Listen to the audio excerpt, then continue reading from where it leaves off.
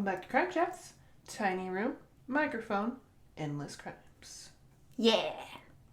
Today's episode, we're going to talk about John List, Sunday school teacher, family eraser, and life reinventor.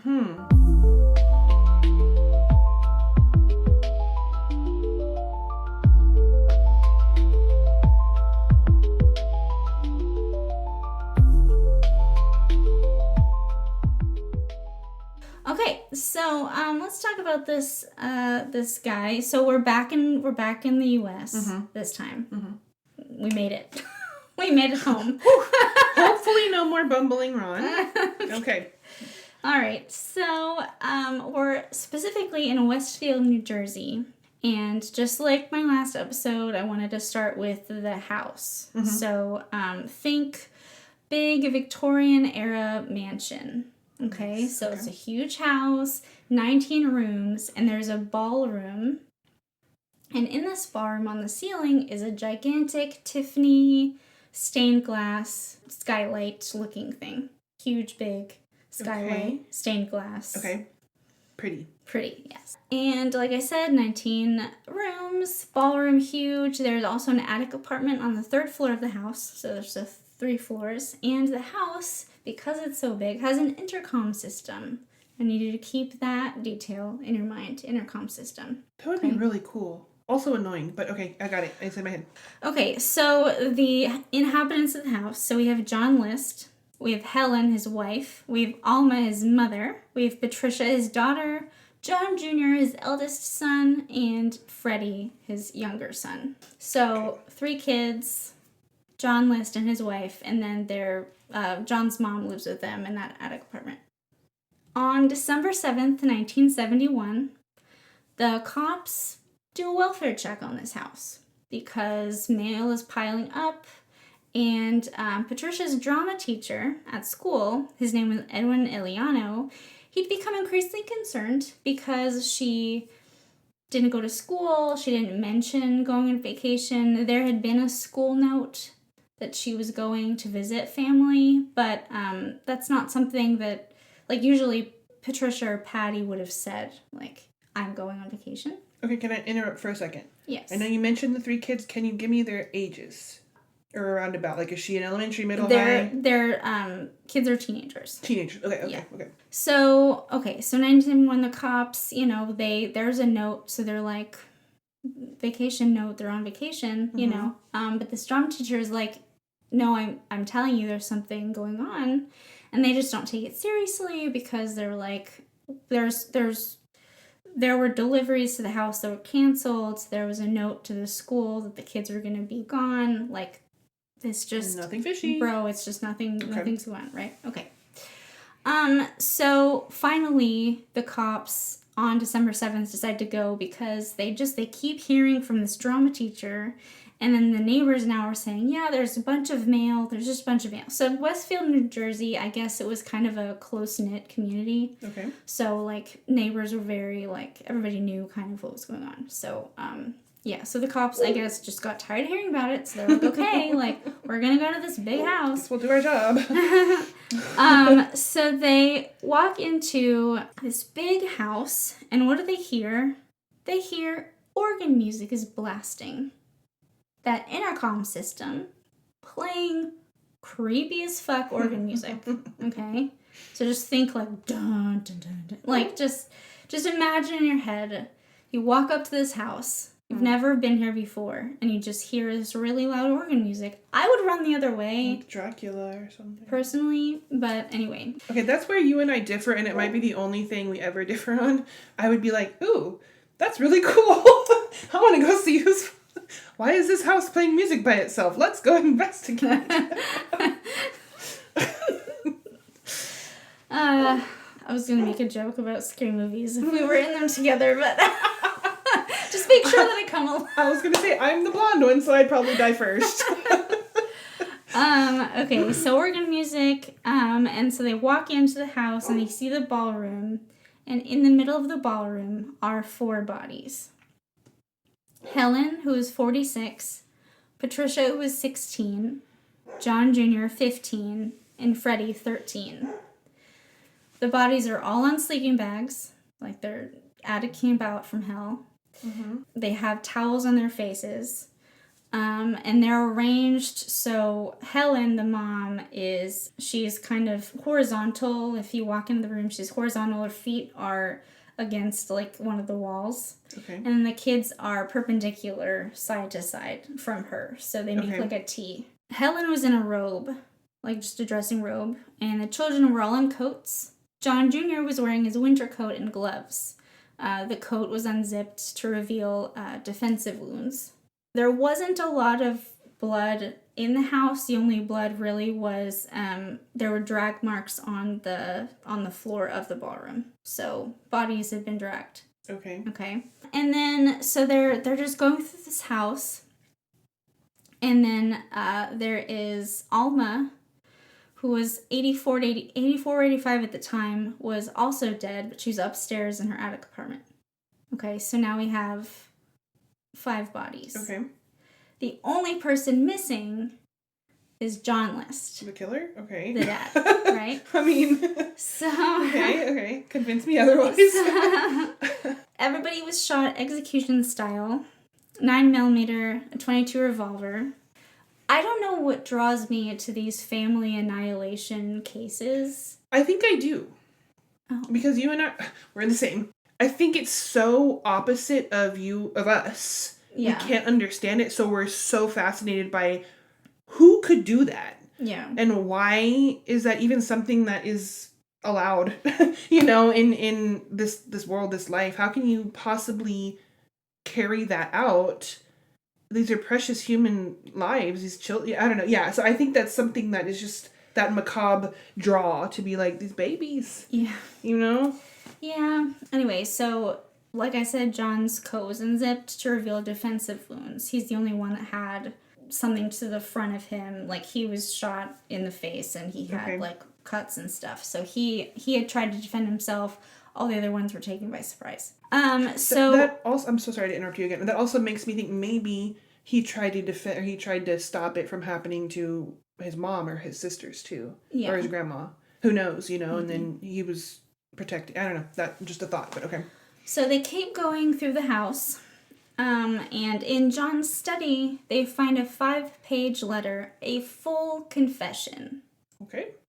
It's a letter to his pastor that he wrote. 5-page letter, just detailing the whole thing. Now we're going to talk about John List, who he was, because, get to know the monster. Right? Okay. So he was born in 1925 in Bay City, Michigan. He was the only child of strict German Lutherans. And there's no smiling with this story because it's so horrific. But I kind of, had a weird, because I was baptized Lutheran. Oh. And I have never met anyone other than my dad who is Lutheran. And so whenever I hear, I'm like, what? They still make those? They still exist? What? Anyway, or they made those back then, I guess. Maybe not anymore.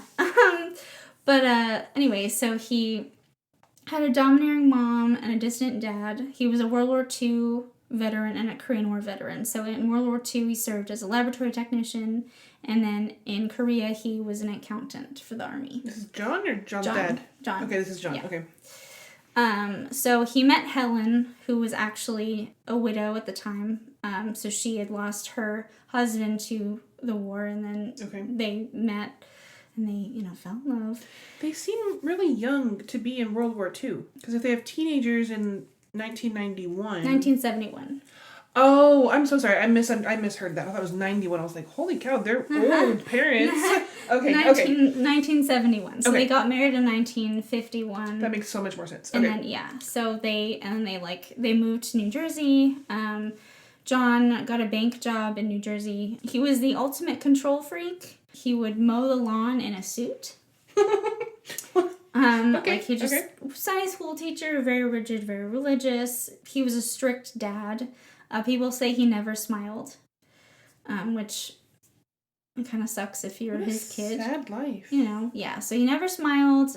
He had this job, basically, just God-fearing people, but he was very, very, very strict about it. He ends up losing his job. And instead of telling his wife that he lost his job, he leaves the house at the same time every morning, goes to the train station, and just hangs out there all day. Like, he does not want to... Great plan. And they live in Westfield, New Jersey, which even now, like, if you live in Westfield, New Jersey, like, you've made it. Like, you're well really? off. Yeah. Okay. So, big house. I mean, the Tiffany skylight, like, they had money, but then he lost his job. That was their income, you know? Right. So, he still had all these things. He needed to appear like everything was fine, but really, like, everything's crumbling because he can't afford things anymore, and, like, they're out of money. Do we know why he lost his job? No. Okay. Oh, yeah, we do. Sorry. The bank closed down. Oh, okay. Yeah. It wasn't anything that he did or... No, okay. yeah. Okay. So, he loses his job, and then Helen, her health starts to deteriorate. She becomes an alcoholic. There's a lot of drinking. Turns out that she got syphilis from her previous husband. Uh-oh. And it was poorly treated. And she never told John. No. So, what happens with syphilis is if it's left untreated for a long time, like, it starts to eat your brain. And so she starts just lots of health problems. She's drinking all the time. Like, he's trying to keep the shit together, right? And then, you know, so his kids, they all had to go to school and then go to church and then Sunday school, like, very strict. But Patricia decides that she wants to become an actress. Well, of course. And she starts to rebel a little bit. She's 16. But like, okay. Oh my stars, clutch your pearls. Like, how dare my daughter want to do anything other than, like, be a nun, you know? Be a homemaker.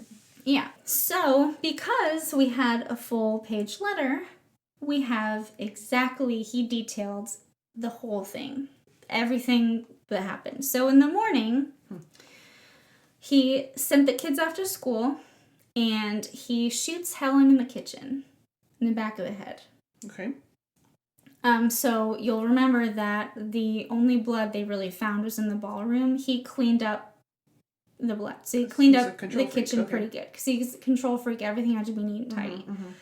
Anyway, he shoots Helen in the back of the head. And then he shoots Alma upstairs. So Helen in the back of the head, and then Alma above her left eye. And remind me again, is Alma his mom or Helen's mom? Alma is his mom. Okay.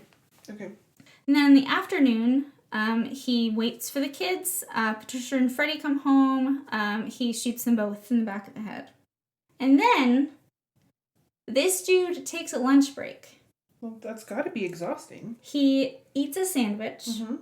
And then, after lunch, he drives to the bank, closes the accounts. He watches John Jr.'s soccer game at Westfield High School. Supportive father. And then in the evening, John Jr. comes home. Then he gets shot in the chest and face. He tried to defend himself, so he was the only one who had defensive wounds out of all of them. There goes my theory that he was defending the others because he was the last one. So then, once everyone's dead, he arranges the bodies in the ballroom, so his kids and his wife, everything had to be perfectly neat. Like, he wasn't just going to leave them where they fell kind of thing. Like, he had to put them in the ballroom, arrange them on sleeping bags, the way I described. But he left his mom in the attic. Yeah, so we'll get to that later. Okay. So he says in the letter, I mean, I'll get into the letter a little bit more, but this one line really stuck with me. I killed them to save their souls from hell. The world is too evil. One of these guys, okay. So, before I go into a deeper dive from my notes, I wanted to let you kind of give me your thoughts on, like, psychology and stuff. I have a bunch. Also, my opinions. My very first thought when you kind of started explaining things is, why is the 80-plus-year-old the one that has to climb 3 flights of stairs to go to bed? That's not cool. That's my first thought. Second thought, why is mom living with them? She might have been, like, not doing well. I have no idea. We don't have a lot on her. Yeah. Okay. And then as I started to kind of, as you know, you were explaining more and more on the case, and I'll get to my DSM in a moment. It's always here and handy and close by. What prompted him to just decide today's the day I'm going to shoot you in the back of the head, Helen? Do we have that? That's in the letter, yeah. Okay. So I was thinking this guy, I don't know, I was not alive in this time period, but I mean, you hear all of the extremist viewpoints. It doesn't make sense to me as a Jesus-loving Christian, God-fearing human being myself. This is not what is that. That was a weird sentence, but Jesus says to love people, not kill them. Yeah. Just saying, if you're ever wondering. I'm gonna have you pull out your DSM here in a minute, but yeah. I have it ready, but my suspicions right now is he definitely has, and this is 100% Hillary's brain.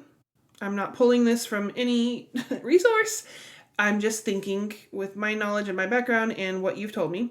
I think this man has possibly OCD, possibly some kind of schizoid personality disorder, because he has grandiose, I wouldn't even call them hallucinations. They're not hallucinations, but ideas of grandiosity that don't match reality. Mm-hmm. And so those are kind of my two thoughts right now. Definitely some kind of narcissistic traits, because he's very concerned with his outward appearance. Okay. And what other people view him as, and his world, and his life, and his people, his family. Okay. So those are my thoughts. I haven't consulted the DSM. I'm touching it. I have not opened it. Okay. So that's where I stand. Okay. So now I'm gonna go into the letter more deeper. Okay. So basically, the letter talks a lot about financial desperation and shame. So he was unemployed. His bank job ended. He was facing bankruptcy and couldn't support the family's lifestyle, the expensive mansion, the Tiffany skylight, like all these things. He was kind of freaking out. He refused welfare as shameful and believed poverty would destroy them or force more compromise. Okay. So he wrote that everything he tried fell to pieces, and being on welfare and was more than I thought they could and should endure. So he had a fear. He also had a fear of spiritual damnation, so losing his faith. So he believed the 1970s world was too evil and sinful, and his family was straying from Christianity. For example, Helen's declining health and declining church attendance, because again, she started drinking and she was sick. Patricia's interest in acting as corrupt and not Christian. He claimed killing them ensured their souls went to heaven before they could renounce their faith. Pause. This man is an extremist in terms of God-fearing Christianity, Lutheran, his words, right? He believes this. Old school, Old Testament Bible coming out of my mouth right now. The 10 Commandments. Thou shalt not kill. Yeah. Number 1. Yeah, that always gets me. And like, I'm not as religious. I'm spiritual, but I'm not right. I just started reading the Bible, right? But like, even me, like when I hear people like killing for like religious reasons, I'm like, but it says not to. That's like a no-brainer. But it says not to. Yeah. Anyway. Yeah, sorry, that gets me. I killed him to save him. No. Nope. God said nope. Nope, I don't believe it. The quote from that in his letter was, "At least I'm certain that all have gone to heaven now. If things had gone on, who knows if that would be the case. I know that many will only look at the additional years that they could have lived, but if finally they were no longer Christians, what would be gained?" Finally they were no longer so Christians. if they had led their lives but they weren't Christians anymore, if they had strayed away kind of thing. Yeah, then what would have been the point? Okay, and then another point was mercy and protection from future suffering. He saw only 2 paths: poverty and shame, or death leading to salvation. Shooting them from behind so they didn't know, and even at the last second spared them pain and the troubles of this world. He admitted that it was wrong but not easy and was only done after much thought. For his mother, and this is the part that had people in the courtroom. So we'll get to when he was finally caught, because that's a whole can of worms too. Okay. But in the letter, it talks about his mom, and he says she was too heavy to move, and would suffer shock from the others' deaths from seeing. Really? That would shock an 83-year-old, 84, whatever? Oh, dude, this guy. Okay, yeah. Sorry, I don't like him. And then for his kids, they might cut back, but couldn't handle welfare. Patricia's acting ambitions threatened her Christianity. What if she wanted to be a Christian actor to spread the word of Jesus Christ to the world, and he ruined that opportunity for her?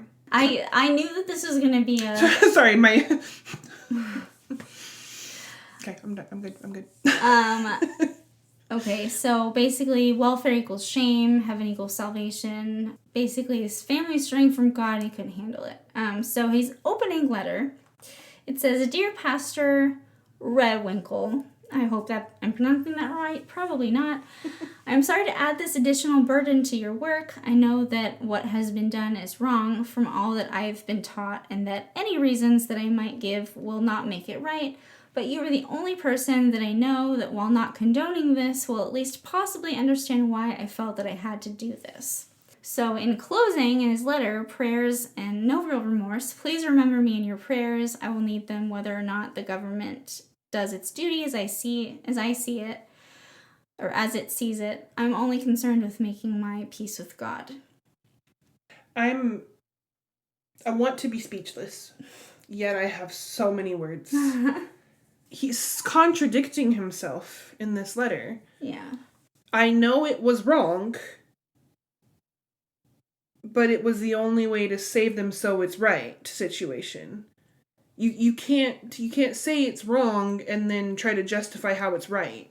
Yeah. You can't say God told me to do this, but I know it's wrong. God can't tell you to do wrong thing. There's so much contradictions in that letter, and then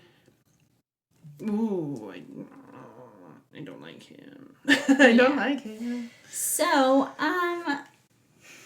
what happened to John List after he murdered his family? Well, he flees. He flew. He fled. He fled. Good job. Words! Words are fun. So he flees to Denver, and he gets himself a new identity. Why? If he did the right thing. So he's now Bob Clark. He stole a name from a dead classmate. Oh. He gets an accounting job. He remarries. He has a new wife named Dolores. They married in 1985. He's a church-going man again, and now he lives in Richmond, Virginia. So in 1989, so he's been now on the run for 1971 to 1989. There's an America's Most Wanted case episode about this case. They had a forensic sculptor kind of recreate what he may look like as a 60-year-old man. And a neighbor in Denver goes, "Hey, that's my old accountant." So he is swiftly arrested. John List, swiftly arrested. Fingerprints match. Everything matches. He's convicted in 1990, which is the year that I was born, by the way. Happy birthday! So he gets 5 consecutive life sentences with no parole, but he dies in 2008 of pneumonia at age 82. Oh, that infuriates me, by the way. When prisoners who are convicted and guilty of the worst obviously the worst crimes, die just before any justice can be served. I hate that so much. Yeah. My injustice spine is tingling. But my question... He was already 60 by the time he was his arrested. mother lived to 83. Yeah. Naturally. Yeah. He could have lived a lot longer in deplorable conditions in prison. Yeah. My question is to John, was Dolores not worth saving from damnation? I mean, good for her. I'm glad she wasn't, because she's alive, but... So, now we're going to go into the trial, and this is where we can get out the DSM, because, So they had a psychiatrist by the name of Stephen Simring who had testified. He had interviewed John List for months, and so he testified at the trial. So it says, on List's awareness and sanity, so this is direct from trial testimony, by the way. So at all times, he knew the meaning and results of his act. Finally, and most importantly, he knew at all times that it was wrong, but both morally wrong by his standards and legally wrong. So on rationalization and premeditation, from the interview it says, or in analysis, List emphasized he wanted to spare his family's pain and saw no other escape. Simring noted List rationalized shooting them because they were all in a state of grace. He believed he killed them while they were still spiritually pure, ensuring heaven. So the diagnosis given was OCPD. Okay. So on OCPD and his mindset, so from his report and from the podcast that I listened to, List's rigid black and white thinking OCPD trait made him see only two options, welfare and shame or murder, to save souls. Simring described List as not very animated during the interview. He was calm, he was well-mannered, he was well-spoken, and he even appeared to enjoy talking about it. He showed emotion only when discussing the killings themselves. Wait, he was excited talking about what? The crime? The crime, yeah.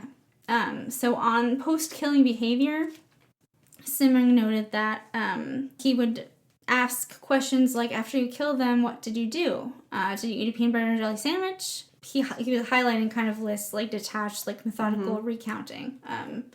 He basically, like, was able to just say, yeah, like, then I ate lunch. It was lunchtime, right?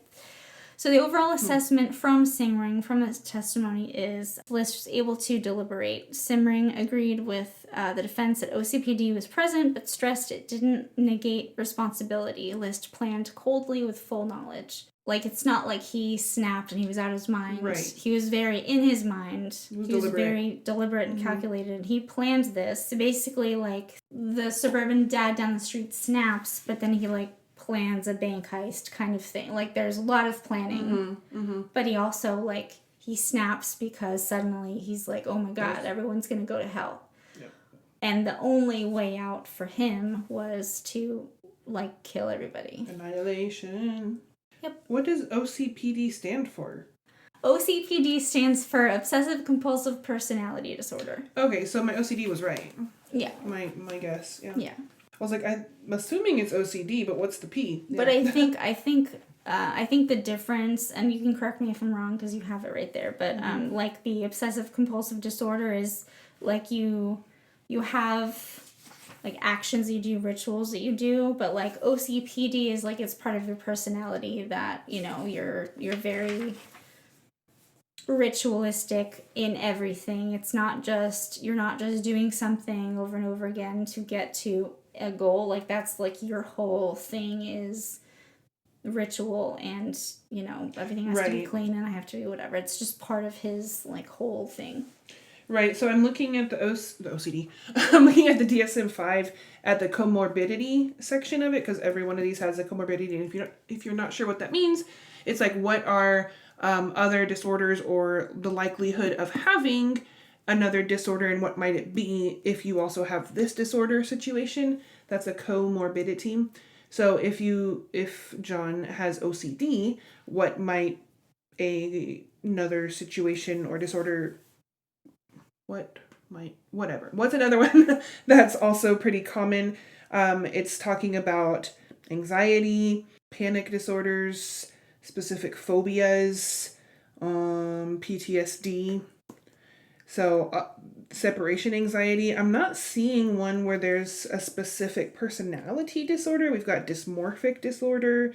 I mean, that's not to say that it can't happen at all. This is just something that is more common to happen so OCPD together. Isn't in there? Mm-mm. Oh. Mm-mm. Huh. But these manuals, the DSM's Diagnostic and Statistical Manual of Mental Disorders, they're upgraded or updated every few years or so. So this is the 5th edition, right? The 5. Right. So who's to say what it was in the 70s and 80s and 90s? Oh, right. OCPD, it could be displayed or yeah, they could have as just something like completely different, something. right? Yeah. which is why I was trying to see if it was a personality disorder. It could be delusional, psychiatric schizophrenia. But then that could, if we were looking at that one, we could also look at comorbidities there. But also, kind of to go back to like the crime itself. So remember, I mentioned organ music. Yes. Okay, so he blasted organ music, and he had like a repeater. So this music, because he already left, so it was just on a loop. And also he had the thermostat all the way down. And I should have mentioned this way sooner, but these bodies were dead in there for a month. Oh, that's quite a while. They weren't found for 30 days. Huh. So, he had the thermostat all the way down, so when the bodies were found, there wasn't a whole lot of decomp because it was so cold in there. Right. So... And for so long, it's going to be really hard, impossible at that point, maybe, to tell any kind of clarifying distinctions or anything like that. But yeah, he, the murders took place on November 9th. And in the north. They were discovered December 7th. Right, so it'll be pretty cool temperature-wise. Yeah. In the northern states. I mean, they were in their quotes and stuff, so it must have been cold. True. Yeah. I'm still looking at the DSM, and now I'm looking at the schizoaffective disorders. So yeah, just the grandiosity, delusional disorders. It's so obsessive compulsive disorder. Yeah. So they go really nicely in a very odd way, hand in hand together, because you're starting to kind of, I'm looking at schizoaffective disorder and obsessive compulsive disorder really go well together in terms of diagnostic stance in that sense for him, just because he was so, it seems like, control or obsessed with that control, and that he was like pigeonholing himself in, at least with his original family, that their biblical, their soul safety, I have to make sure they're okay eternally, kind of thing, if that was true. But even in the letter he wrote to the pastor, it sounds like he 100% knew what he did was wrong. Because he's ultimately asking for forgiveness. Yeah, he knew. Yeah, he was fully aware of that it was wrong. It was deplorable and whatever. He did not see another way. It was very black and white, very like, either we are on welfare and we're poor and my children start sinning and they're just not Christians anymore, which would be the worst thing ever, or I ensure that they remain in this state, blissful, forever. Yeah. In this way, because right now they're Christian. They have not strayed too far yet, right? But that's not his decision. So if they end now, then they're still going to be like that when they get to heaven. You know? You don't get to decide other people's lives. Yeah. You just don't. You are in control of you. That is it. Yeah. If you have children, hopefully you raise them to where you can trust that they will make good decisions. Yeah. But you don't get to control that or that's really sad. Yeah. Sorry about the really messed up one. But I mean, I don't know. I had heard his name before, but I hadn't heard all the details at all. Yeah. What about you said, remember the intercom system? Yeah, that was the organ music. Okay. It was playing through the intercom. Yeah. Okay. So that's how it was able to be. It was like the entire house. Just surround sound kind of thing? Was just bumping to organ music. Oh. Yeah. And again, if I'm walking up to a house and I hear loud organ music, I'm leaving. I'm not staying there. See, and I'd be like, ooh. My interest would be piqued. I'd be like, I mean, I would definitely call somebody about it, right? But I'm not investigating myself. Oh, I see. No, see, I would go in. I'd be like, hey, 911. There's just this really creepy music coming out of the house. I'm not I'm not going in there. Stack of mail on the front. I'm not going to tell you what's inside because I'm not touching that house with a 10-foot pole. But, you know. It smells kind of bad. But... And that was the thing, too, was because it was so cold. There wasn't, like, that crazy awful odor. Smell or, like, you know, because decomp hadn't, I mean, obviously after 30 days, like, it starts, but well, yeah, it's not, it's so cold in there that, like, it had not progressed as much as it would have normally. They were more preserved, I guess. Yeah. Interesting. Yeah. They, apparently they looked like they were just asleep on these sleeping bags. Yeah. That's sad. Yeah. So I'm confused. If he was so against government assistance, even temporarily, while he got another job, because he clearly got another job, was able to get another job when he moved to start his new life as Bob. I'm curious what gave him the idea that government assistance equals sin. Did he have like a background of or like an encounter with someone? No, or something? I mean I don't think it was the welfare was sin. I think that it was just such a shameful thing for him. Like he couldn't handle the shame of needing a handout or something like that. Yeah. Okay. But then like the sin part was my wife is drinking all the time. You know, so get her help. Suddenly now there's like syphilis, so like so get her help. my wife is going nuts and she has syphilis of all things and she's drinking. My daughter wants to be like everything kind of was coming to a head, or like everything was kind of happening at the same time, kind of thing. And he was like he could no longer control his family. But instead of like seeing it's a him problem, he projected it on I'm gonna be the savior and the good guy, and not that I have a problem at all. Yeah. Okay. Well, that's where narcissism comes in. Mr. List. Well, my thing is, Dolores. how do you marry another woman and then just live life for 18 years? Like, how you gonna do that? How are you doing that? I can only imagine the moment you ended the lives of your children, your wife, and your mother will forever haunt your eyelids when you close them at night. Yeah.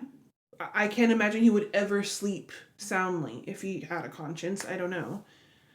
Yeah. If that was truly a mental illness that he was going through, like a psychotic break or whatever it was, and everything was just coming down on him and he didn't know what to do, he was lucid enough to plan it, yes. That isn't... this is me going on the other side here. That doesn't mean you're not going through mental crisis, possibly. But I think, man, my brain is going a million different ways now. But I think there were things that should have been done, could have been done, whatever, could have, would have, should have, kind of thing. But I think in that time, especially, there was a lot of shame, I guess, put on mental health. Yeah, things. I mean, it was the 70s, taboo. It was yeah.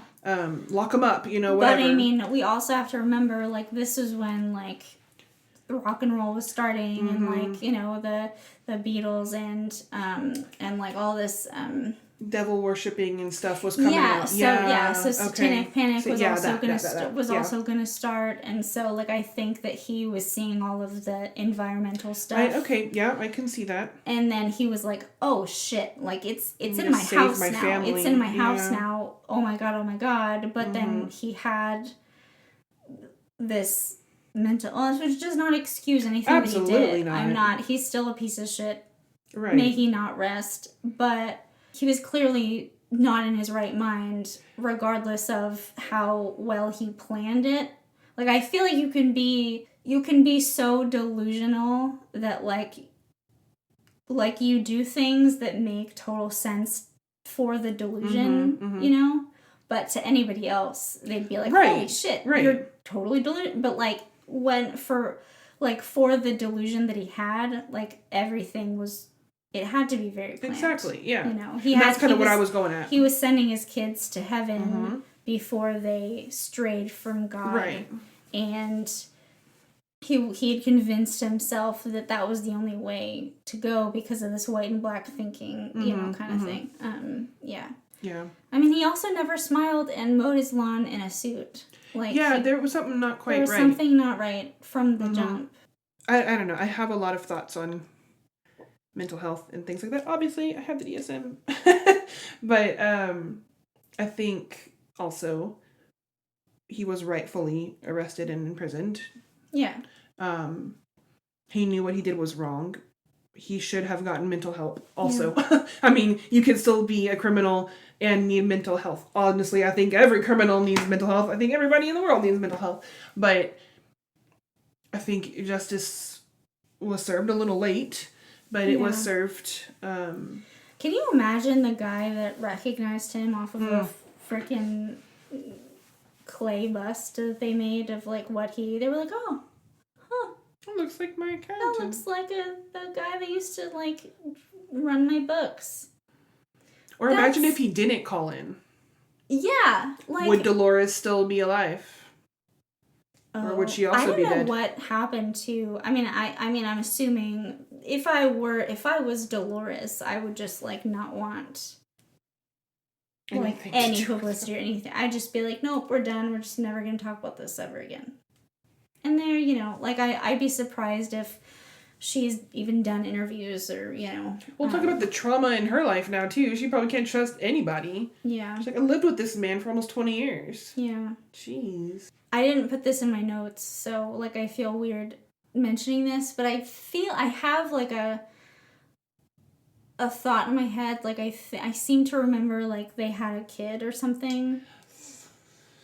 But now, like, Dolores and her kid, like, they don't want nothing to do with, like, the media or whatever. They're just, like... Good for them, but unfortunately... We're not gonna do this. But, I mean, I could be wrong about that. I could be remembering something different. But I think I remember that they had a kid. But now Dolores and the kid are, like, nope.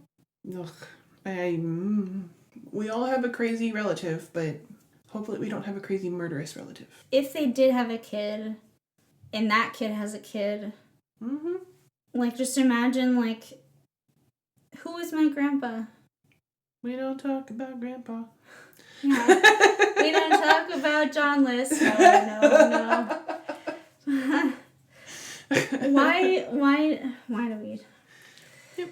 I mean, you have to joke because it's so, like... heavy. I read somewhere about, like, cops and detectives and stuff. Like, they sort of have to, like, joke around or, like, do whatever. Because they see so much awful stuff all the time, And this is a tangent, but that reminds me, Paul and I, we've been watching SVU together sometimes, like, rewatching it. And sometimes the detectives on the show, like, they'll make a joke, and I'm like, whoa, not okay. But then, like, thinking about this, I'm like, maybe that's what the writers were going for, was like, yeah, they make a joke to make light or whatever, but, like, and it's always Munch. It's always, like, the old detective.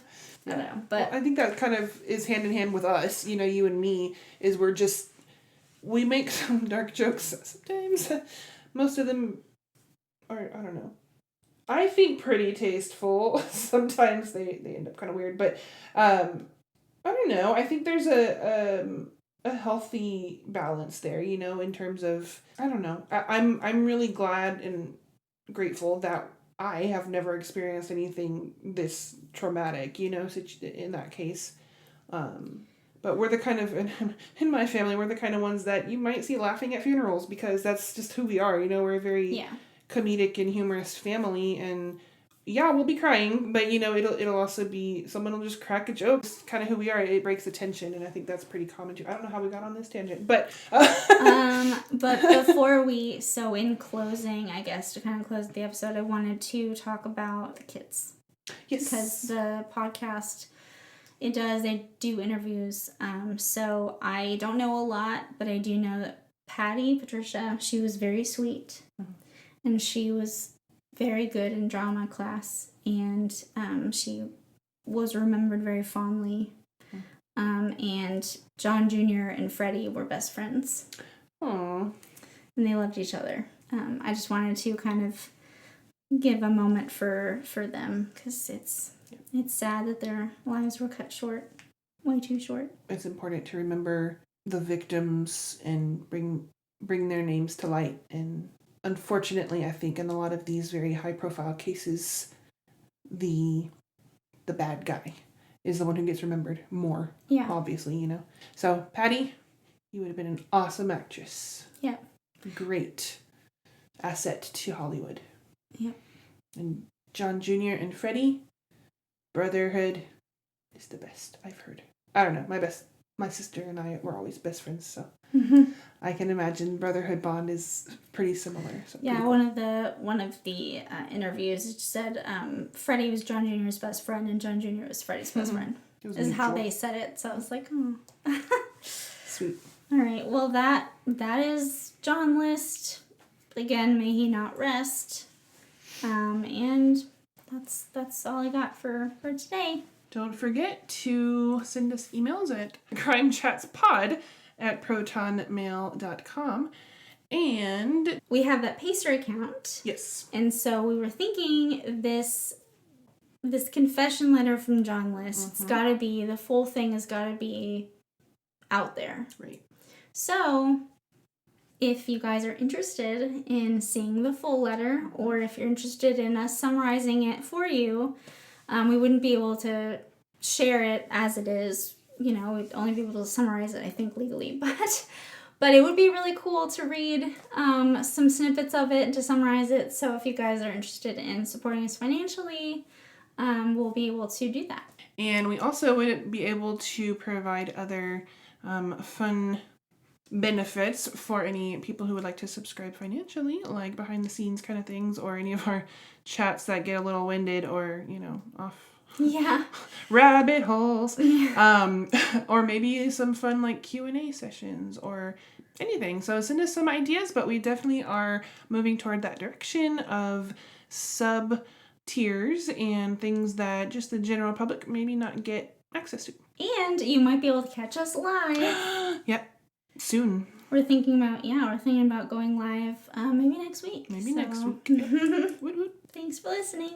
Bye. Bye. Under an hour. We did it under an hour.